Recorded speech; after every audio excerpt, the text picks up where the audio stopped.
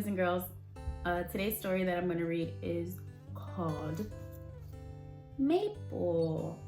Maple is the name of this little girl right here, but it's also the name of a tree. It's where we get maple syrup from, maple tree. So this right here is the back cover of the book. It tells us what the story is going to be about. This right here is called the spine. It holds the pages together so the pages don't fall out.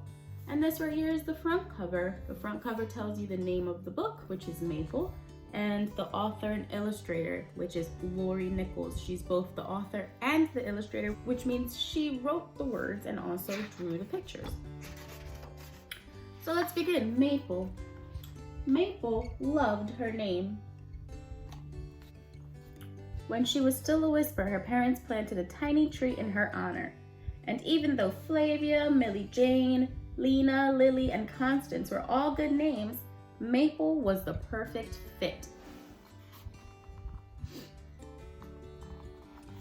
And as Maple grew,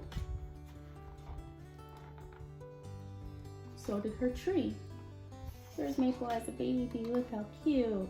And she's growing, and so is her tree growing. Sometimes when Maple was noisy, which was a lot, her parents sent her outside to play. Her tree didn't mind if she was loud. Maple would sing to her tree and sway for her tree, and sometimes even pretend to be a tree. On some days when the wind was just right, Maple would simply lie under her tree and its leaves would dance just for her. Then one day, Maple noticed her tree was bare. Maple was worried her tree might get cold, so Maple took off her jacket and gave it to the tree to stay warm. Sometimes Maple wished she had someone else to play with. The tree wasn't very good at throwing snowballs. She wondered if the tree felt the same way.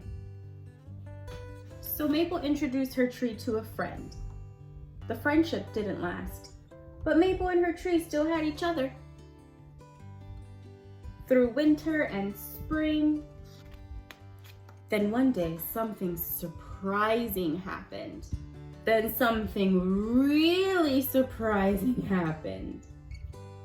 Maple became a big sister. Maple tried to be a good big sister. If the baby was cold, Maple gave the baby her hat and gloves. If the baby was lonely, Maple would share her special friends.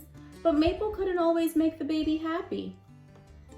And when the baby was noisy, which was a lot, Maple would take her outside to play. And something magical happened. What do you think happened? Maple's tree danced for both of them.